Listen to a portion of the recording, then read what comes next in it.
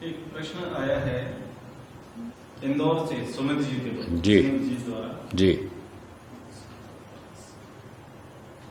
उन्होंने शंका उठाई है कि ईश्वर ने संसार की रचना के बाद जिन 4 ऋषियों को चुना, ठीक है, तो उन्हें किस आधार पर चुना, ठीक है। और उन 4 ऋषियों के बाद प्रथम महिला पुरुष कौन हुए, इस प्रकार का उनकी शंका है। अच्छा, तो पहले जो 4 ऋषि चुने वेद का ज्ञान देने के लिए, जी तो वो किस आधार पे चुने गए? जी तो इसका उत्तर है कि जो इस सृष्टि से पिछली सृष्टि थी, पिछली सृष्टि का जब अंत हुआ जी और प्रलय हो गई, तो अंतिम समय में जो जो जीवात्माएं थी जिनके जैसे कर्म बचे हुए थे, वो अपने कर्म अपने साथ लेकर सो गए, प्रलय में बेहोश हो गए। तो जिसके पास जो जो कर्म का बचा हुआ था शेष कर्माशय, अगली सृष्टि के आरंभ में उसी पिछले कर्मों के आधार पर उसको ईश्वर ने फल दिया। तो पिछली सृष्टि में जो सबसे अधिक योग्य 4 व्यक्ति थे मेरिट में सबसे ऊपर, उस आधार पे उनको चुना कि भाई ये सबसे ऊपर हैं और ये बहुत अच्छी योग्यता वाले हैं और अब मोक्ष की तैयारी है इनकी, थोड़ा काम बचा है। तो उन 4 को चुन लिया और उनको 4 वेदों का ज्ञान दे दिया। ये तो पहला प्रश्न का हो गया उत्तर। अब दूसरी बात वो पूछ रहे हैं कि भाई पहला पुरुष और पहली स्त्री कौन थी 4 ऋषियों के बाद? तो इसके 2 उत्तर हैं। एक उत्तर तो ये है कि जैसे आपने बाइबल की कहानी सुनी होगी आदम और हव्वा की, है ना, एडम और ईव। एडम पुरुष, हाँ, आदम पुरुष था, हव्वा उसकी स्त्री थी। तो इन 2 से दुनिया आगे चली। तो ये तो कहानी है झूठ। इन 2 से दुनिया नहीं चल सकती। इसको ना तो धर्मशास्त्र स्वीकार करता है ना मेडिकल साइंस, दोनों में से कोई भी स्वीकार नहीं करता। तो इनके दिमाग में वही प्रभाव है। आदम और हव्वा ना सही, आपके विचार में बताओ कौन था? हैं, कोई भी तो होगा। तो आपके सिद्धांत में कौन था वो पुरुष और कौन स्त्री थी? तो ये बात झूठ है। एक पुरुष और एक स्त्री से संसार नहीं चलने वाला। क्यों नहीं चलने वाला उसको सुनिए। थोड़ी देर के लिए कल्पना करते हैं, एक पुरुष था, एक स्त्री थी, जैसे बाइबल वाले भी कहते हैं, जैसे अपने मानते मनु शत्रुपा को पौराणिक जगत में, हाँ वो लोग मानते हैं।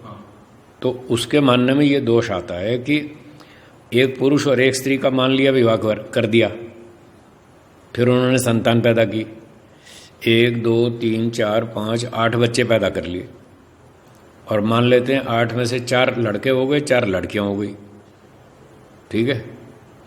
अब वो 4 लड़के 4 लड़की वो तो आपस में सगे भाई बहन थे ना। क्या सगे भाई बहन की शादी हो सकती है? नहीं हो सकता। कौन से धर्मशास्त्र में लिखा है कि सगे भाई बहन की शादी होनी चाहिए? न वेद में, न कुरान में, न बाइबल में, न ग्रंथ साहब में, किसी में भी नहीं। तो धर्मशास्त्र तो मना करता है कि सगे भाई बहन की शादी हो ही नहीं सकती।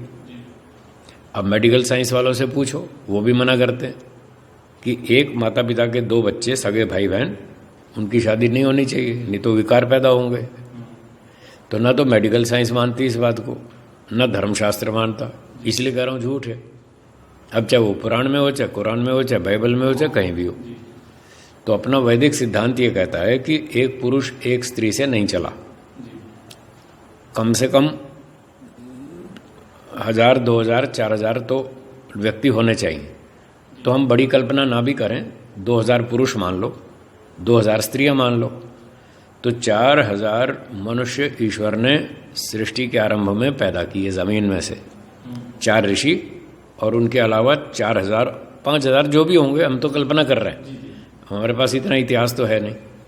तो फिर भी हम कल्पना कर रहे हैं कि एक पुरुष एक स्त्री से तो दुनिया नहीं चलने वाली। तो 2000 कल्पना कर लेते हैं पुरुष होंगे, 2000 स्त्रियां होंगी। फिर उनको 4 ऋषियों ने वेद पढ़ाया, फिर सारी व्यवस्था बताई कि ब्रह्मचर्य, गृहस्थ, वानप्रस्थ, सन्यास, इस तरह 4 आश्रम, ब्राह्मण, क्षत्रिय, वैश्य, शूद्र, ये व्यवस्था है।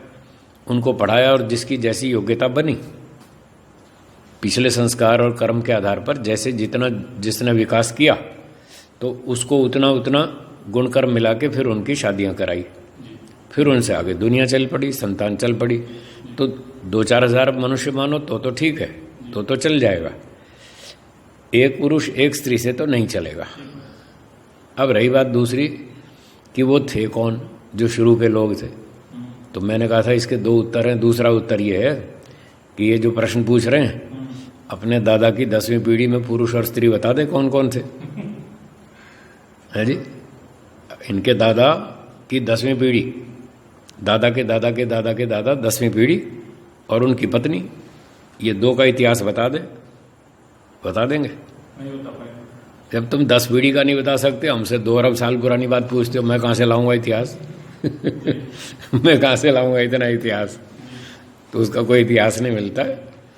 तर्क की बात है कि हजारों की संख्या में होने चाहिए, पुरुष भी और स्त्रियां भी।